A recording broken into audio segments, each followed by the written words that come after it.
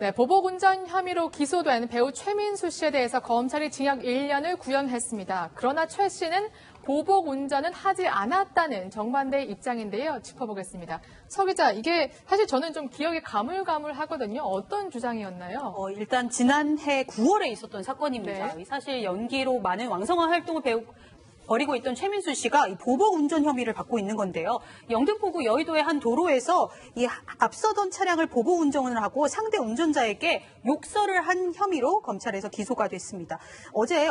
지난주 금요일에 검찰에서 구형을 내려졌는데요. 검찰은 징역 1년을 구형해달라고 재판부에 요청을 했습니다. 이유는 이랬습니다. 우리가 CCTV 폐쇄회로를 확인해 보니까 실제로 그 피해 차량이 무리하게 운전을 하지도 않았는데 그럼에도 불구하고 이 피해 차량을 무리하게 가로질렀고 또 막았고 이런 보복 운전을 했고 심지어 욕설까지 했다. 그런데 최민수 씨는 현재 진정한 반성의 태도를 보이지 않고 있다면서 징역 1년을 구형한 겁니다. 그렇군요.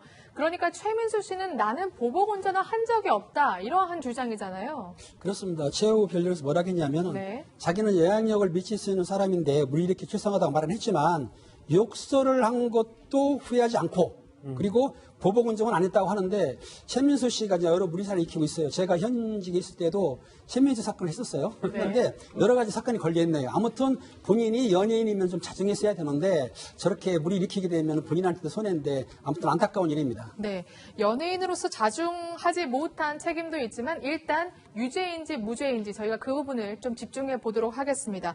그런데 지금 보복운전 여부도 갈리고 있지만 이 사건이 어떻게 시작되게 되었는지에 대해서도 최민수 씨와 상대 차량 운전자와의 진술이 엇갈리고 있다고 들었거든요. 완전히 반대죠. 지금 네. 이제 최민수 씨 같은 경우는 1차선을 자기가 주행을 하고 있는데 그 바로 상대편 차가 2차선에서 갑자기 들어와가지고 접촉사고가 났다는 거죠.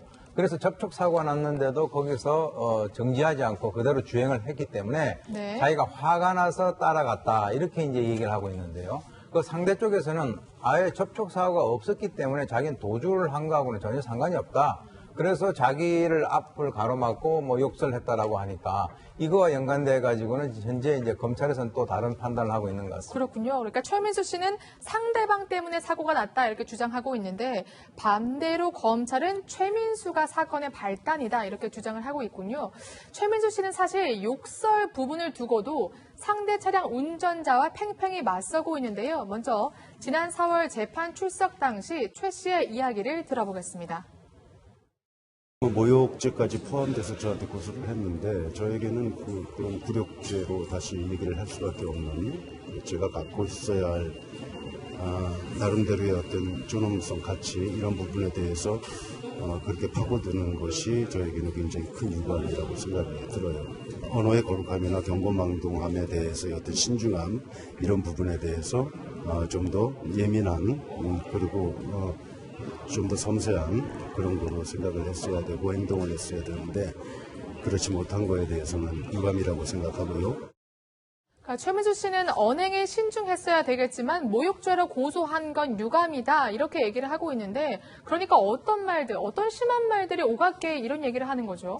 그렇죠. 지금 모욕죄는 이제 고소인이 고소하면 처벌하는 범죄인데 일단은 그 손가락으로 울리는 욕이 있습니다. 이제 네. 외국서 많이 쓰는 건데 네. 한국인들도 따라서 하더라. 그리고 그 주장에 의하면 미쳤냐 XX 이렇게 XX가 들어간 욕을 하니까 네. 상대편에서도 화가 난 것 같아요. 그러니까 산에서 언제 내려왔냐.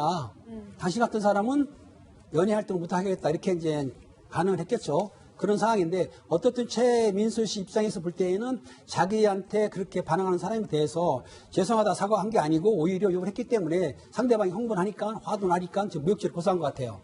그렇군요.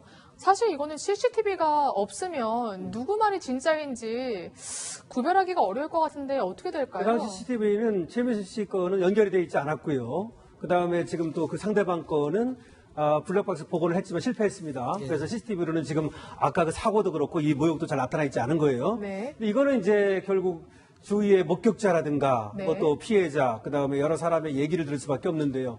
지금 최민수 씨 얘기는 그겁니다. 주위에 사람이 없었다. 근데 이제 모욕죄라고 하는 것은 공연성 요건이라고 있어요. 아, 사람이 많아야 예, 돼요. 다수인 또는 특정인이 직접 인식할 수 있는 상태. 그러니까 주위에 사람들이 있어가지고 그걸 들을 수 있어야 돼, 쉽게 말하면. 네. 아무도 안 듣는데 네. 한 사람만 들으면 모욕죄가 안 됩니다. 그렇군요. 상대방만 들으면.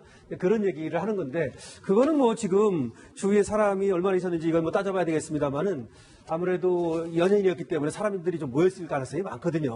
또 이제 그런 얘기를 하고 있고.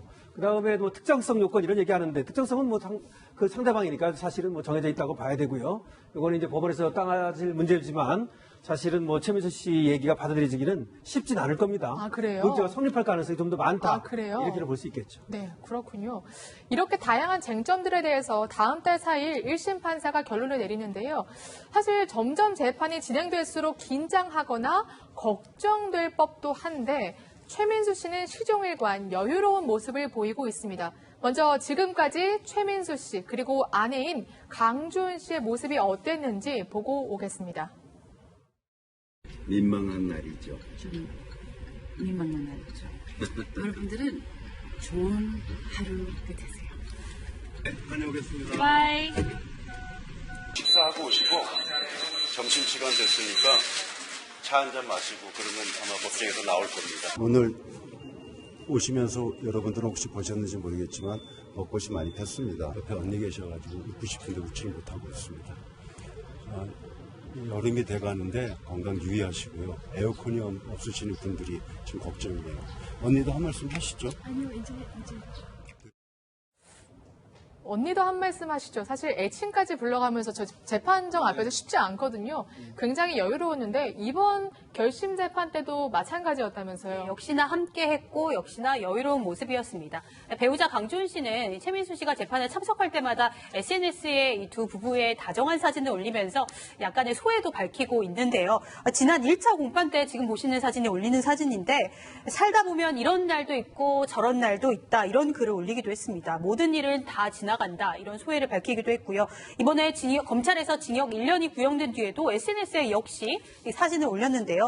배신하지 않는 우리 민수, 여행 다녀오자마자 재판 받으러 간다. 인생은 끝없이 훈련시키는 과정이다. 이런 글을 남기기도 했습니다. 그렇군요. 이 여유로운 모습, 선고 때도 유지할 수 있을지, 과연 유죄가 나올지, 무죄가 나올지 다음 달 선고를 지켜보도록 하겠습니다.